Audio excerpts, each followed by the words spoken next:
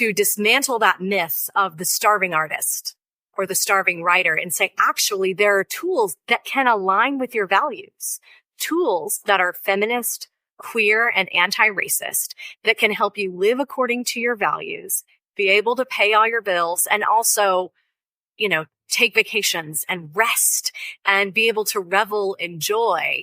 That being a writer doesn't just mean that you have to be broke and like writing with a broken typewriter in a graveyard sipping a glass of scotch. It can mean that you write in this beautiful, abundant community that I call subversive scribes, and that you can write and market your work and be a business owner or an authorpreneur in a way that aligns with your values. I am so excited to have Angela on today. I cannot wait for you to meet her and hear about her book and her book tour and her life and her journey and her family and just all of the things. So I'm going to have her introduce herself and tell you just a little bit about her. Thank you for having me. I am Reverend Dr. Angela Yarber, an 8-time award-winning author and publisher at Tehom Center Publishing, which is a feminist and queer press publishing, prioritizing publishing BIPOC writers.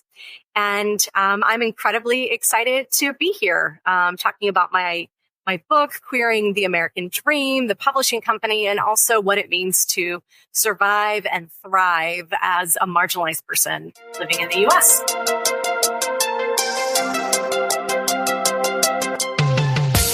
I'm Dr. Charlie Hornis, highly anxious people pleaser turned master certified professional life coach. Learning to manage my brain was so life-changing for me that I got certified so that I could teach these incredible evidence-based practices to you. Are you ready for massive change? Let's go. And just real quick, you said BIPOC. Maybe you could tell folks what that is who may not be familiar with that language. Absolutely. So at Tehom Center Publishing, we really prioritize working with feminist, queer, and BIPOC authors. And that means Black, Indigenous, and people of color. So those who have been historically underrepresented in the publishing industry. That's such great work you're doing. I'm so excited about that. And, just a little caveat. This is not a show about politics. There's so many better people out there doing all that kind of stuff. That's just like not my jam, right? But my whole theory is, are we talking about human dignity? Are we talking about kindness? And I really feel like that's also one of the huge things that you represent out in the world and in your writing and this movement. I think a lot of people are going to glean a lot of wisdom from everything you have to share with us today. Real quick, would you tell us about your book, Queering the American Dream? It's the coolest title. Oh, thank you so much. So absolutely. Queering the American Dream began the day the Supreme Court ruled my marriage legal. When my wife and I sold our home, quit our jobs as a pastor and professor, and traversed the American landscape in a pop-up camper named Freya, toddler in tow, for nearly 2 years, following in the footsteps of revolutionary women from history and myth. And tell us who are some of those women that were inspirations for the book. I'll give 2 examples that are, it's hard for me to pick a favorite, but these 2 are probably tied. One is the intrepid Polly Murray, who was a Black civil rights attorney who coined the phrase Jane Crow to acknowledge the sexism that accompanies racism in Jim Crow laws. And just has this thrilling story. I would love to go into more details if we had time. But what's even more amazing about Polly Murray is that in her 60s, she ended up being called to ministry and went to seminary, became the first African-American woman ordained an Episcopal priest, and presided at her first Eucharist, which is the religious word for communion or the bread and wine, at the church where her grandmother, who was previously enslaved, was baptized. And all the while, Murray had committed, intimate, and loving relationships with other women, and described herself as a man trapped in a woman's body, taking hormone treatments, and likely, if Murray had had access to the language that we use today, likely would have identified as transgender, but was just absolutely an amazing, phenomenal person and writer, said one person plus one typewriter constitutes a movement. And that just inspires me. And then another who really inspired our travels was one of my ancestors, Gloria Anzaldúa, who is a queer Chicana feminist writer. And she once said that the purpose of my writing is to compensate for what the real world does not give me. And so when I think about what the real world has given marginalized folks, I think about the compensation work that you do here on this podcast, that I do in my writing and through my publishing company, that Gloria Anzaldúa and Polly Murray and Audre Lorde and Frida Kahlo and so many others who guided our travels do in the world. Okay, clarifying question. Yes. Gloria Anzaldúa is truly one of my favorite theologians. Is she mestiza or womanist? Ooh, that's a good question. I think she identified as mestiza. And I think, as you know, those lines blur some. Sometimes womanism can be almost umbrella term, right? But since she talked about a new mestiza consciousness, I would think of her in that realm. She's also the first to use the phrase spiritual activism, which I really love, because a lot of people ignore the spiritual elements of her work. So I'm thrilled that you love her too. My favorite quote is about the borderlands. And the reason I bring this up is because I grew up in Brownsville, Texas, which is the border. And borderland work and theology is one of my jams. In her book, La Frontera, she says the borderland is like an open wound that grates upon itself. And she has that beautiful poem, Miraja, Miraja, it splits me, about the borderland and the scar down the center of her back. Yes. I loved you already, and I now love you even more because that is something so close to my heart. Anyone that's interested in borderland work and theology, we'll put some stuff in the show notes, some books. I definitely heard Gloria's books, who is just one of the best writers. I think the reason I'm jumping into that is because this is the stuff that you're publishing. Can you talk about the publishing?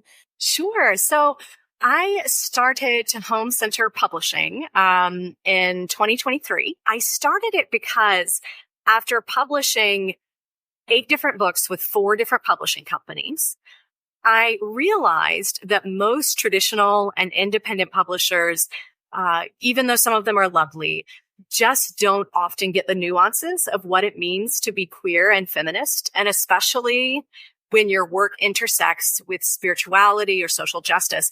And they definitely do not know how to market us. After I had one negative experience with what I think was a predatory publishing company, and then positive experiences with the other 3 publishers. But the more I thought about it, the more I thought, this can't just be anecdotal. This isn't just my experience, right? So I started doing some research, and I learned that books published by LGBTQIA plus authors only account for 16% of published books. And even worse, only 11% of published books have BIPOC authors. And so I, like Anzaldúa, wanted to compensate for that, wanted to offer a corrective. And around this same time, I also had 2 dear friends who are smart, savvy businesswomen.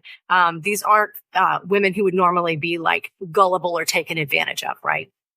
Each of them ended up spending $40,000, like 40,000 on a hybrid publishing company that essentially promised to help them write and publish a book and then leverage that book to build a business that would make them millions. And you probably know where I'm going with this. Both of these folks are now $40,000 in debt. They never even earned enough to cover their initial investment, not for lack of trying or not because they aren't brilliant, but because they signed with what I believe is a predatory publishing company. There are good hybrid publishing companies out there, but it's hard to distinguish. And what made this one so egregious is that I think that they prey upon women and other marginalized people with the promises of wealth, because we have been historically marginalized from achieving wealth, and particularly generational wealth.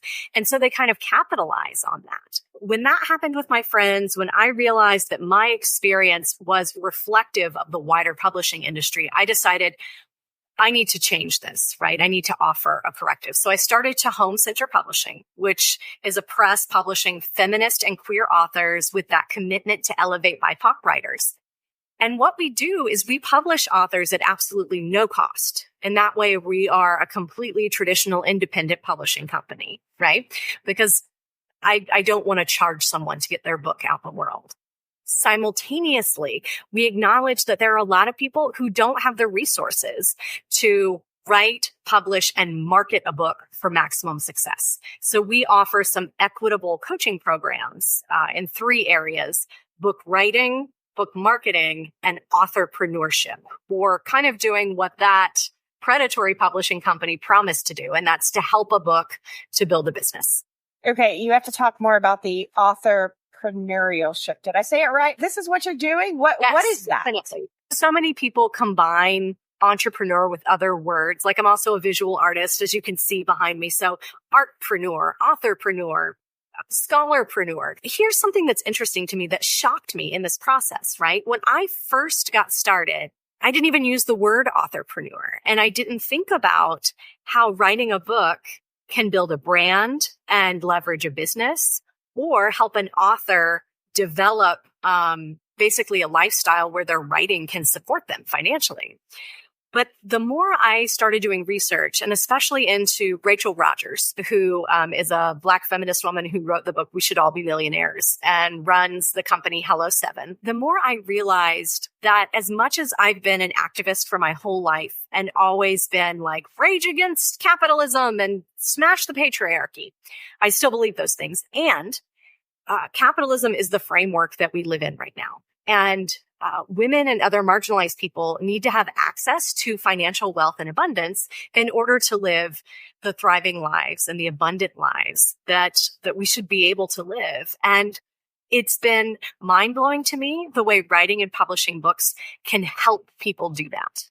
Tehom Center Publishing, it isn't only about bringing the voices and stories and writings from the margins to the center, though that is kind of our mission, but also in empowering authors to live abundant lives, to dismantle that myth of the starving artist or the starving writer and say, actually, there are tools that can align with your values, tools that are feminist, queer, and anti-racist that can help you live according to your values, be able to pay all your bills, and also, take vacations and rest and be able to revel in joy.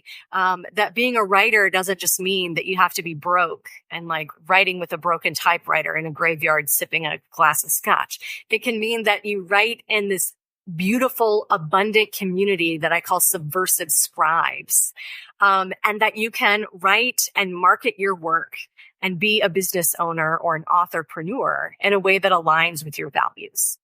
I know that you did a travel program with authors this past year. Is this part of what you're talking about, this abundance and creativity? Can you talk about that program? I'm sure people would love to hear about that. Sure. So one is I partnered with another one of our amazing authors, Kate Evans, who's the author of Wanderland, Living the Traveling Life. She's a retired creative writing professor. But what's interesting about her story and her memoir is actually that she retired early. She was in her 50s and lives nomadically by house sitting. And so she travels all over the world, house sitting for other people and writing. And so the two of us partnered together and led a really beautiful luxurious writing retreat in Baja, Mexico. So we had 17 different writers come together. Some, yes, we offered some scholarships, because we want all of our programming to be accessible. It was a really transformative experience. And we also offer things like that where we put together a program where you can do a writing retreat from the comfort of your home. because not everyone has the luxury of a passport or being able to afford an international flight or something like that. And so we try to offer a variety of things so that no matter where you are in your writing journey, your financial journey, that we can have opportunities available. That's amazing. I'm pretty sure I'm going next year so that I can have a quiet place to write my book. Save my seat. I'll be there. We're going to put all the links for all these amazing things in the show notes so that you can find all of these incredible programs. I have one more question about publishing. Can you tell us about what Tehom means? Absolutely. And I'm so glad that you asked that, because what's interesting is that Tehom Center started 7 years ago and the publishing company only started about a year and a half ago, right? But Tehom is the Hebrew word for deep or depth. And it's the word in the Judeo-Christian creation narrative in Genesis that's used for how the world is created out of the watery depths of chaos, essentially. For us, going to the depths of our souls, going to the depths of social justice is really important to who we are. And there's also a subversiveness, I think, that's why I asked you to this word, because instead of sort of like ex nihilo, which is entirely male-centered language, right? When we hear stuff like that, we think of, the God in the universe that looks like Santa Claus, right? The white guy with the big beard and, you sit on his lap and you pray for your Christmas list. And then if you do it all right, you get it right. And this is more, there's a gender fluidity to it. It absolutely knocks down the whole white hetero patriarchal perspective just from the title of your company. People heard you say in the beginning, the Reverend. The title of your book is Queering the American Dream. So I need you to talk about those two things because Absolutely. I'm sure people have a lot of questions. So I want to hear this story. How does a woman write a book called Queering the American Dream and also have the title The Reverend? Because that's going to blow a lot of people's minds just right there. What does that mean? It is. So it's a meandering story, but in brief, what I'll say is over 20 years ago, I was ordained as a minister in the Baptist tradition, believe it or not. And even though I have since left that tradition, the tradition of my ordination, I have held on to my ordination. I say that I hold my ordination with an open hand. That if my tradition were to call together a synod and revoke or take away my ordination, then I would say, okay, I'm giving it back. But the reason that I keep it, even though my belief systems have changed, even though I'm no longer serving a church as a pastor, which I did for 15 years, is because there are not very many people, and particularly queer people, who have seen another queer, half Mexican American woman with a PhD in the pulpit. And there are so many LGBTQIA plus folks who have been hurt and traumatized by the church. So many women who have been hurt and traumatized by the church. And for them to be able to see that there is someone who has survived that and who is still permitted to pray on their behalf and preside at communion or marry them or bury them or baptize them or whatever that might be, even though those aren't things that I practice very regularly anymore. But what I believe in, what I talk about some in Queering the American Dream, and what I just talked about a lot on my 10-week book tour, where interestingly, 10 of the 14 stops were in churches, where they invited me to preach about queering spirituality. And so what I'll share in brief is that for me, part of keeping that title and keeping that connection to faith or spirituality is to say that queering the American dream is a lot like queering spirituality, in that it proceeds in three parts. The first is that in order to queer spirituality, you have to recover from religious trauma. The second is that you've got to restore the voices of queer saints that we have either excluded, erased, forgotten, pushed to the side. And then the third is to really reimagine spirituality altogether. And queer folks have been quite adept at doing this over the years, whether it is the symbolism embedded in the pride flag colors or in thinking about renaming ceremonies for our trans kindred as similar to a baptism or a mikvah, that we have these sacred spiritual rites embedded in who we are because, like you said with Tehom, it's innately subversive and saying, here's what the world has created, and here's what we're going to do to subvert this and make it welcoming for all people, and particularly people at the margins. That's amazing. And I love that you are out there modeling for younger generations coming behind us that may be struggling. There's countertransference in the art of ministry. If somebody believes a certain thing, that's their truth. And I'm bringing this back to the spiritual injury piece that you said. We are beaten up by other people's belief systems. And this goes back to what I teach about thought work. Other people believe their thoughts and their beliefs are true and fact, which is not the case. And I think that the work that you're doing is helping to dismantle and to model that spirituality and even religion and faith and all of these big question things. Because at the end of the day, we all ask big questions. You can say you're an atheist all day long, but you're going to ask big questions at the end of the day, and you need someone to process that with, which is what ministers are supposed to do. But the countertransference of other people's belief systems and other people's thoughts that they're right causes significant spiritual injury and trauma onto other people. And that's just like the hetero world, the cis hetero world. I can't imagine, because I cannot speak for the queer community. I cannot imagine the multiplied trauma that is in that space and the healing that just seeing you and hearing your titles, the Reverend Dr, immediately would be a balm for. Do you have any examples of moments where just the impression alone of the Reverend Dr in the queer space has impacted people just from that alone, just being out in the public eye? Absolutely. Both positive and negative.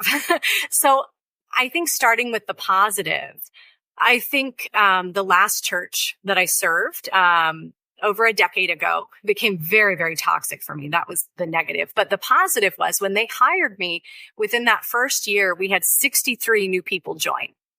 And most of them were queer young people. Many of them were also queer young people of color.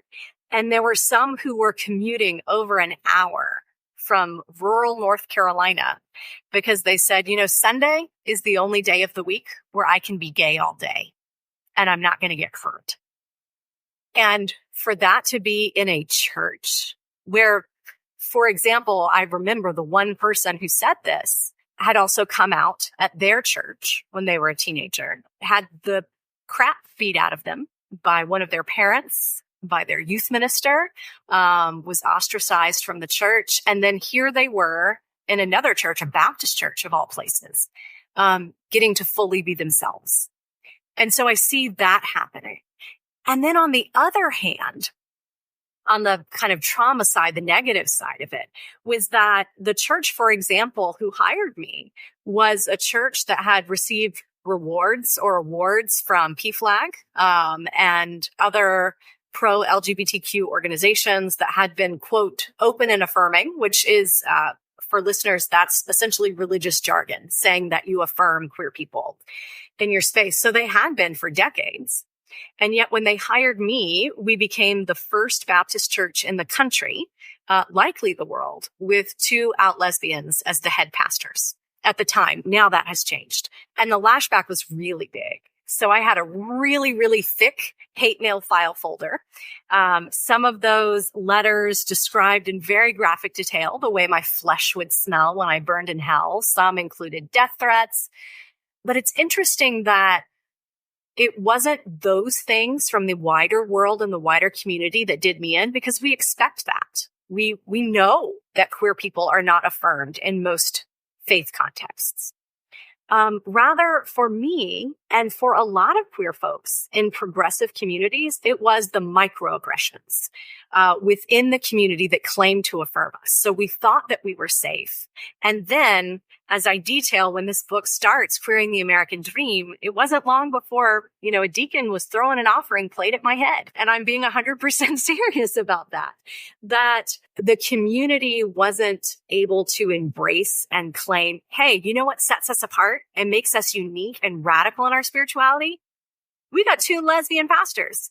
Like, that could help them grow. But instead to be like, well, don't say that. And so people who were worried about being perceived as the gay church, or worried that straight people wouldn't feel included, or, set it up like it was this reverse example of homophobia. And for me, that's what really took a toll on my mental, physical, and emotional and spiritual health. It wasn't the outside stuff, because I was prepared for that. It was the internal stuff. The people that are doing the microaggressions and the implicit bias, they may very well be trying to be open and affirming. But at the end of the day, they have been so steeped by our culture and socialized into patriarchy. People still think that in the back of their minds, and they still have all these quotes in the Bible about homosexuality in their minds. Would you say that when you walked in, and when other people often believe they're walking into what they believe to be an affirming, whether it's BIPOC, it's queer, it's feminine and feminist, you have to be on your guard. And our job is to equip people to understand you're not walking into an affirming place. You have to be equipped to understand that this is now underground. It's not in your face. Right. And that makes it harder, because if I were to walk into your average Southern Baptist church, say, I know I am not welcome. My family is not welcome. My wife is not welcome. I know that going in. I know they're not going to invite me into their pulpit, right? And so I know how to defend myself, or I know, don't go in that space. I'm not welcome there. But in so many other spaces, I think of this classic story. I remember overhearing someone at a denomination that really hung its hat on the fact that it ordained women. Like, that was their claim to fame, right? And I remember sitting in their lobby one time, and I overheard someone making a phone call, but essentially they helped match churches with potential candidates to be their pastors, right? And a church had called in. I said, oh, we're looking for a pastor, da-da-da. And she said, great. Are you open to women applicants? And they said, well, we affirm women in ministry, but we're just not ready for that yet. And this was her response. Well, they're cheaper, right? Like, you can get a woman and you can pay her less. And then when things don't work, they blame it all on her. Right. And so I think that there are a lot of organizations and faith communities that want to think they are affirming, be it of women, of queer folks, of having a variety of races and diversities present. But then when they hire someone like that and things start to change, what they want to do is just treat that person as a token, rather than creating an entire system where people like that can thrive. Tell me what you personally think about this. I can only speak from my own social location. That's what I was taught in seminary. Basically, I'm asking you, is it okay that I don't try to straight explain to people outside of my social location? I mean, I think you can never straight explain to a queer person. Just like I can't white explain to a person of color. There have been some recent ethicists like David Gashi, for example, who had historically been against homosexuality and thought that it was a sin. And then over time changed his mind and wrote a book about it. And now all these churches are coming out of the woodwork and paying him good money to come and preach about it and speak about that. And what I think would be the best thing to do would be for him to be like, I appreciate you getting my book. Here's a list of 10 different queer people that you could invite to come and speak instead of me, the straight white man. And so I think as long as we're passing the mic, but by no means am I an expert on this. But I think for me, part of even founding my publishing company was that I wanted to say, it's not just about me and my own books. It's about me passing the mic to all these other authors and saying, you tell your story in your own words. And I will be behind you, cheering you on, championing your book, making sure it's in the right Amazon category so that it succeeds and thrives. But the spotlight isn't on me in those instances. When I'm with my book, sure, put the spotlight on me. But when I'm publishing your book, your spotlight's on you and I'm supporting you. Well, good. That's really helpful. As many of you know, I am approved now because we have so much excitement on the channel on YouTube as an Amazon content influencer, whatever that is. I don't know. My kids think it's really cool. I don't know what it is, but I've got a place now where I can put everybody's resources in one storefront. The link is in the show notes and I have it identified by episode, Amazon, exciting influencer storefront thing. I'm such an old lady. Like, how is this happening? But my kids say it's a cool thing. So whatever. I'll put all of this stuff there that is relevant to the show. And, you know, lots of people ask me about all kinds of recommendations and whatever. And all of you long-term listeners, you know, from my one season, and all of you that know me in real life, you know that I'm obsessed with high fantasy and paranormal romance. And I do the new adult and adult books, not the YA young adult stuff. And it's always hard to find really good books. And so I've always got these great folks giving me incredible books. There's a whole billion of us. We're like the true crime people, except we're, you know, into fairy love or whatever. It's a whole thing. So you can also find my TBR list there and also make recommendations to me. So I've got everything curated. I'm constantly updating it.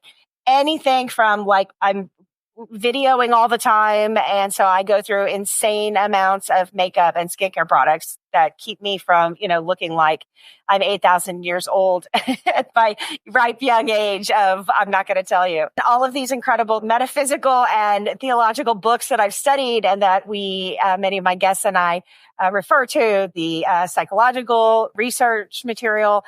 And I may just put on my favorite shoes there too.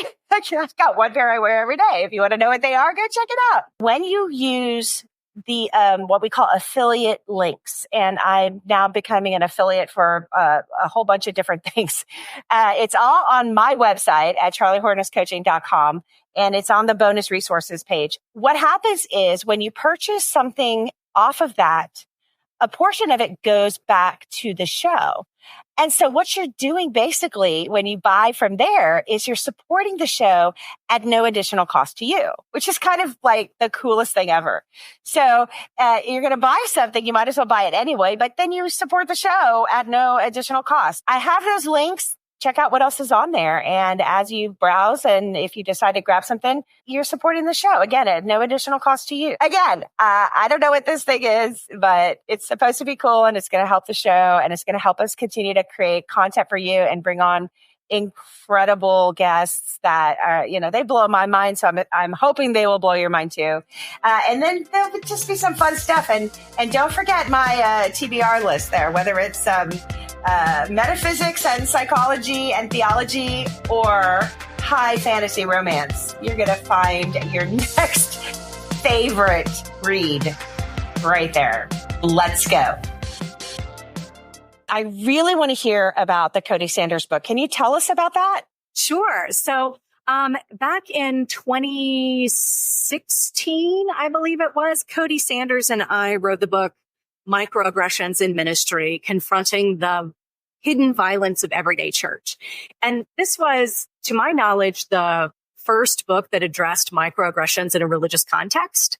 What we claim is that part of what makes microaggressions, which are everyday slights, insults, and invalidations, typically levied by people who mean well, but who don't really understand and grapple with their position of power in relationship to disenfranchised groups. So that's what microaggressions are. And what we claim is that when it comes to theology, religion, the church, and spirituality, those microaggressions have almost double harm, or they cut deeper. What Cody claims in the book is that it's the difference between being poked by a knife and stabbed by a sword, because it assaults your very soul. Because what many of the people who are waging those microaggressions are either purporting or implying is that there's some kind of divine approval to what they're saying, whether it is women are not welcome in the pulpit, LGBTQ folks are abominations, churches should be segregated, whatever it might be. It's as though the divine herself, I would say, is approving of these actions. And that makes it even harder to recover. When we equip our marginalized communities to understand what they're walking into in a way where when inevitably they will probably leave anyway, right?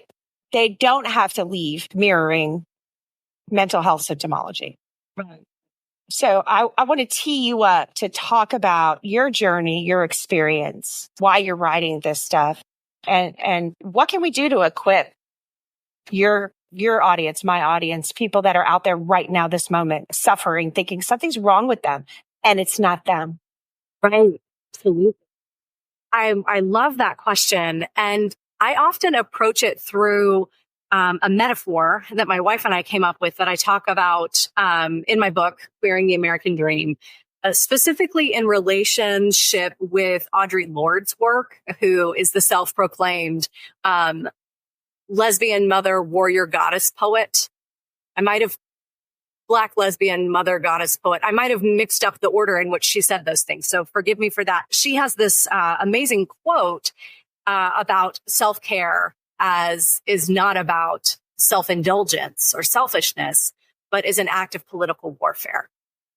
And what's interesting is that over the years, especially Instagrammable yogi-esque types, and particularly white women, have really appropriated some of Audre Lorde's work on self-care to equate it to things like a bubble bath and a glass of wine at a girls' night, right? And I'm not putting down those things. Those things are an important part of my life, right?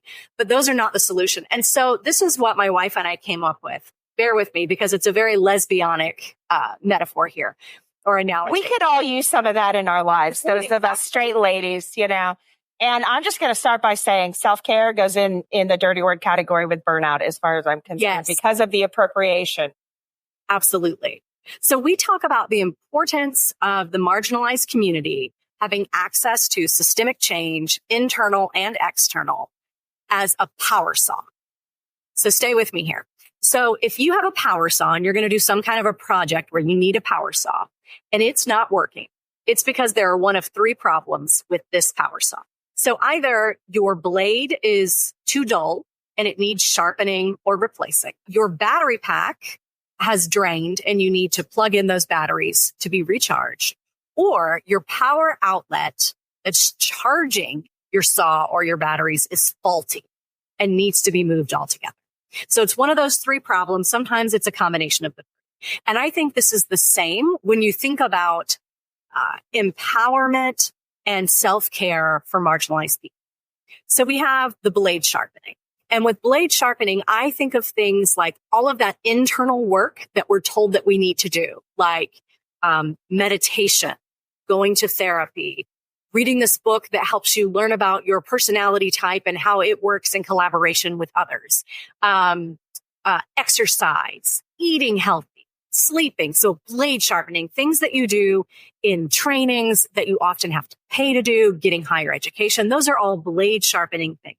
And sometimes people think you can do a million of those things and then no problems for you. But we know as marginalized folks, we have done a hell of a lot of blade sharpening. So take the two of us, for example, right? We are highly competent, capable, educated women. We have done a lot of blade sharpening, right? And then You also think about the battery recharge, which is a perfect analogy for self-care. And so for a lot of women in particular and marginalized folks, if we are feeling exhausted and we know that another training on how to cognitively train our brains to grapple with whatever, that's not going to cut it. People often say, like, you need a spa day. But what we often don't talk about at all, and what you're committed to doing and what I'm committed to doing, is talking about those power sources, right? Because no matter how many bubble baths and naps you take, no matter how much blade sharpening you do with education and meditation and therapy, if your power source is plugged into a faulty outlet, your power saw is never going to work.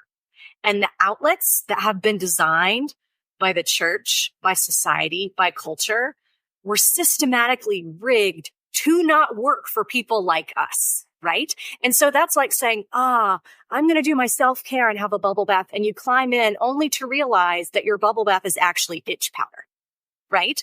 And so for me, and especially in following in the footsteps of Audre Lorde, you have to have all three of these in order to be functioning. Yes, you have to blade sharpen and be doing those trainings and that meditation and that therapy. Yes, you need to prioritize self-care. And people like Tricia Hersey and the NAP ministry have really shown us how to do that, right? But you also have to acknowledge that no matter how much self-care you do, no matter how much blade sharpening you do, you are always going to be plugged into a faulty system. For me, it's not just about surviving in those systems, but as much as possible, dismantling them and recreating and reimagining a system where an outlet actually exists that we can plug into that isn't going to harm us, that's not going to shock us in the process. I 1,000% agree with you. 1,000%. The systems that are in place are the issue. Yes. My argument to, like you said, diverging, my argument would be, I don't see in the person, in the student or the client that I have that I'm coaching, I don't see it changing within their professional lifetime, because the people that are in control of changing it have no skin in the game. I have two options as a teacher and a coach. I can watch the system continue to eat alive exceptionally talented, brilliant, educated, called, passionate people because of other people's bullshit that's in their brain that they're counter transferring onto these brilliant people and leave them broken messes. Or while the rest of y'all are doing this incredible work of dismantling systems, I can equip these people. How, from your experience, what have you learned that got you through your resiliency and being this effervescent, joyful, genius, smart, out to change the world person? Because your story is not easy. I mean, I have to be honest, in the way you described these institutions and the church in particular in eating up called qualified, talented people. I mean, that is precisely what happened to me, right? I was eaten up, chewed up, and spit out. But in the process, I did choose to leave. I mean, I compare it to like the Lilith and Eve story where Lilith chooses to leave, but how much choice does she really have, right? So, I mean, there was that for me for sure. But, and I worked for probably 6 months, very hard, with the leadership in the church that I was serving, to try and get them to address some of these issues. But ultimately, they lacked the courage to do so because it would have involved having to tell some people to leave or to tell them, you can't teach Sunday school anymore. Because are you talking about the epidemic of Christian niceness? Yes. Yes. Yeah, it's like, no, Jesus wasn't nice. Jesus was kind. And Jesus would tell you if you're being an asshole. Okay? He's not going to be afraid that you don't think he's nice. Like, that's Christianity. But I digress. Well, and what is interesting about what I've done and what I ended up creating with my publishing company is that I've ended up creating an off-ramp for a lot of people. So this is why I appreciate your work so much, because you're helping people stay in the institutions. And that is part of what I do. That's part of what our Ministry from the Margins books program does. But also there are a lot of people leaving the church, the academy, and the standard corporate 9-to-5. And I keep finding over and over that those are the authors that are coming to me, and I'm helping them to write and publish books as almost the starting point of their off-ramp to leaving those toxic institutions and saying, you know what? Like, there are some people who can be equipped enough that they're like, I can stay in this institution because I don't give a shit, because I know when there's a problem, honey, it's not me, it's the institution, and that they can move through all that BS. And there are some of us who are like, you know what? I've been doing this long enough. I need my off-ramp. And for me, I think that publishing and entrepreneurship can be that off-ramp. What I'm hoping and trying to do with my publishing company is not just to equip individuals, but to equip them in the context of community. So like, I think if there's someone who wants to be able to stay and dive through the BS and be equipped, I'm sending them to you. And if there's someone who needs an off-ramp, send them to me, right? And we can. I'm just going to say though, I want to go back quickly because I'm not trying to stay in the institution. So right. I don't want to sound like a hypocrite. I want to clarify, if there are people that want to do that, there are simple step-by-step solutions, but it is not the bullshit of, oh, we'll take this class. And women don't need to do any more work. Just like people of color and queer people don't need to do any more work. We've done the blade sharpening. But when you understand the science behind all of the awfulness that you're feeling, the stuff like, why are you staying up all night, losing sleep, making yourself crazy, ruminating over what you shoulda, coulda, woulda? I have a really easy answer for that, and it will blow your mind. It's because your survival brain, it's the neurotransmitters in your brain. It's your survival brain saying you have to stay a part of the tribe or the bear will eat you. They must like you. Even if you don't give a shit, you still feel that way if you don't understand why and how. And so when people hear you and I say this, well, you can just learn this, that, and the other, and you can stay in the, no, you can't. You cannot. Your brain doesn't work that way. I could tell you all day long, your brain makes you think that a bear's going to eat you and it feels yucky. And that's great. And you go, oh, I'm so empowered. Wow. And then someone comes and screams at you and the neurotransmitters cascade through your body and you feel horrible and your brain stops working and you're in fight or flight. And you end up like me hiding under the desk when you hear dude's voice in the hallway. That information changes nothing. Nothing. But it does. It does validate. I think. Well, because yes, of like fight or flight or freeze and fawn. What I would often do is go into fawning mode, and then the person who's gaslighting me, I'm like coddling them and encouraging them, and so I know the first time I ever read just a brief article about microaggressions, it was like a light bulb went off because I was like, oh, I'm not just making a mountain out of a molehill. I'm not. It's a thing. It's naming what it is. So what you just described, even though it doesn't change what's happening in your brain, it helps you be able to name it.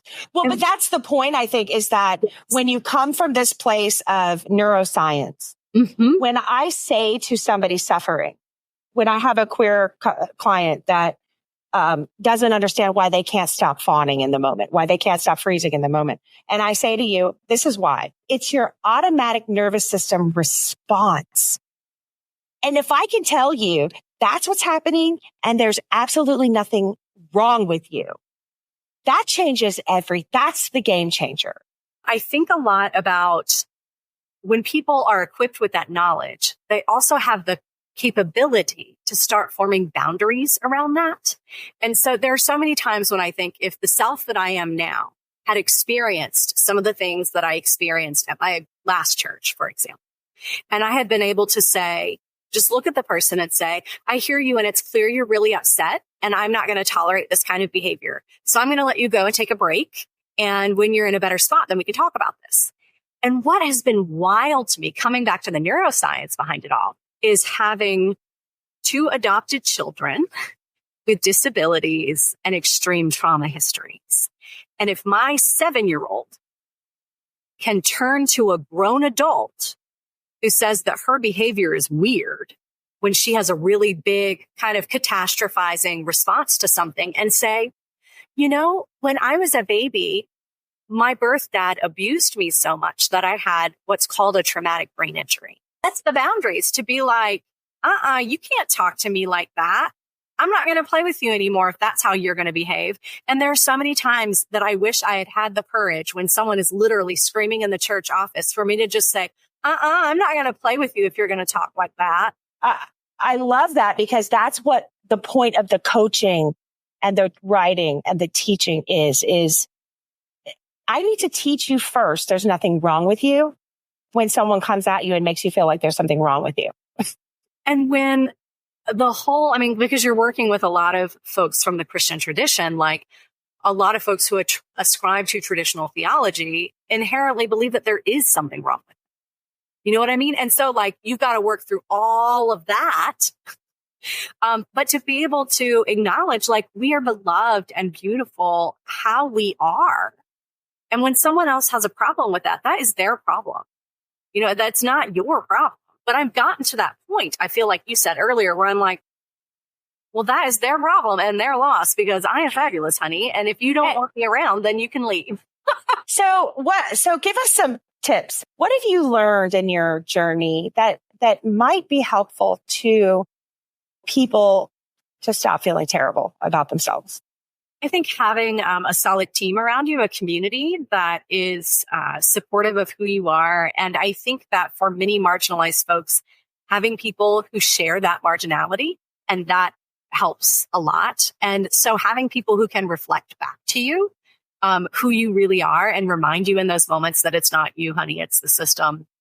I think having a good therapist is tremendously helpful as well. And carving out spaces where you are not just valuing yourself for your productivity, but just for sheer pleasure and joy. So whether that is eating things that you love, traveling to places that you love, floating in your pool, or shaking your booty at a Zumba class, whatever it might be, doing something that just makes you feel joy, I think is tremendously important, especially in the culture that we live in, and particularly for marginalized folks. The Zumba class, like, you get some endorphins running, woof, changes a lot. So again, it's all about neurotransmitters, which is the weirdest thing.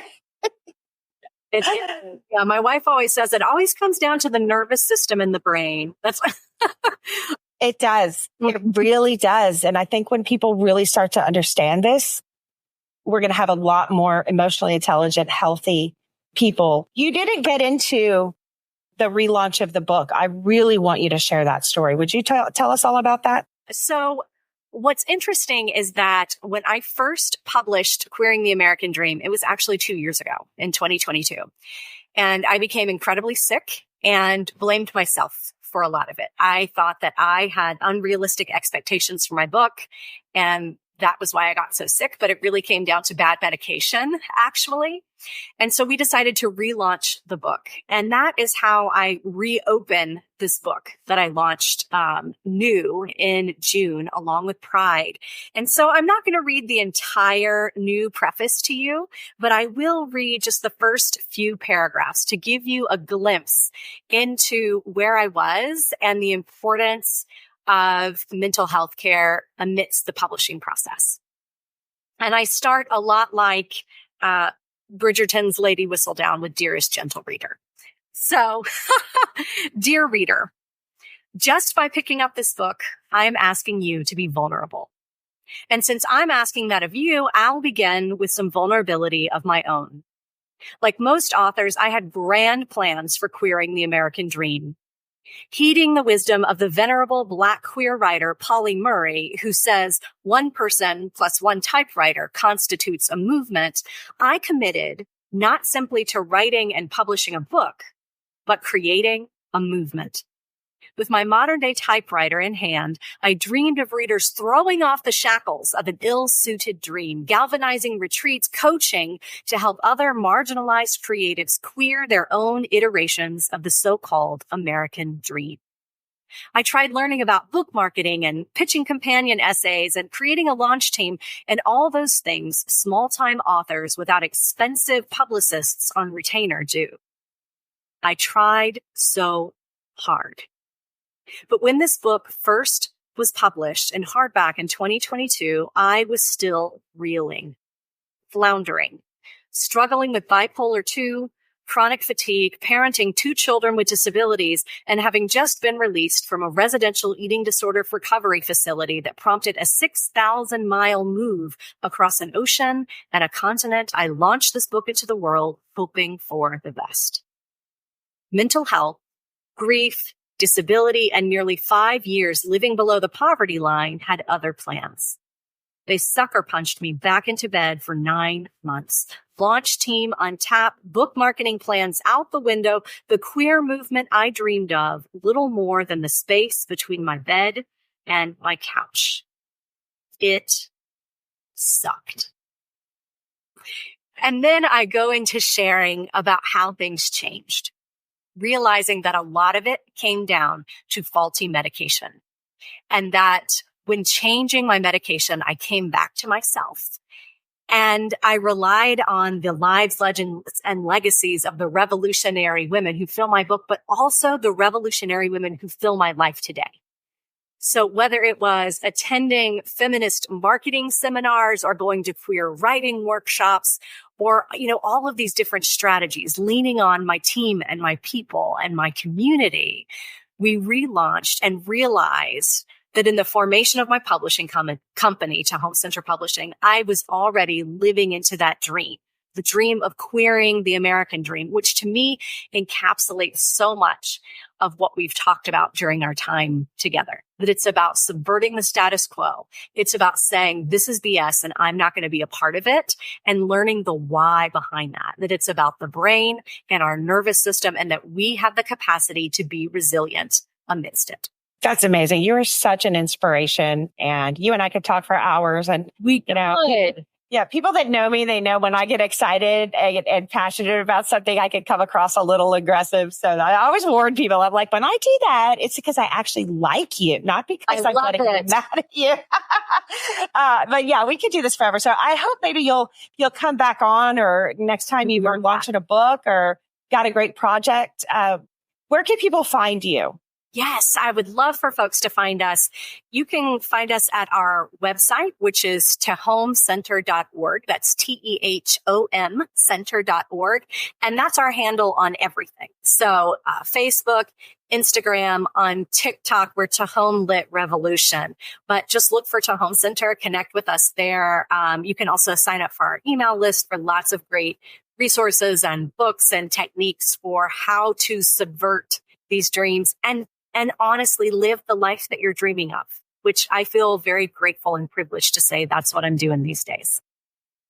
Me too, girl. Me too. And any of our marginalized authors out there who might want to connect with you, is there any different way to connect or the same way? Yes. So head over to tehomcenterpublishing.org. You can see how to submit a manuscript to us or a proposal for a book, or which we do 100% for free. Right? We publish for free. Or if you need some coaching along the way to help you with book writing, marketing, or authorpreneurship, then you can check out all of our programming there. Great. Any last words to leave with us? Something that I always say as an artist and an author and a former clergy woman is to spread your arms wide, hold your head high, because you are worth every inch of space that you occupy in this world. And the world needs more marginalized people taking up lots of space. Fearfully and wonderfully made. I love it. I love it. Well, we're so glad to have you. And I know you're super busy coming off this whirlwind book tour. And thank you for finding time in your super busy schedule for us today. And we look forward to talking to you soon. Thank you so much. I am so grateful for the revolutionary work that you're doing in the world. And I cannot wait to talk again. Yay, you too.